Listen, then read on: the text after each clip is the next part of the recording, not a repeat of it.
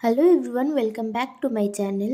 তো আজকে সকাল সকাল উঠে পড়েছি আর উঠেই চান ফান করে নিয়েছি। আজকে যাব বিয়ে বাড়ি আর ভেবেছি এই শাড়ি আর ব্লাউজটা পরবো। তো আমি শাড়ি পরে চলে এসেছি। মেকআপ টেকআপ করা কিছু হয়নি, তো মেকআপ টেকআপ করব। তার আগে কানেরটা পরে নিলাম, দেখছিলাম যে ম্যাচ করে কি না।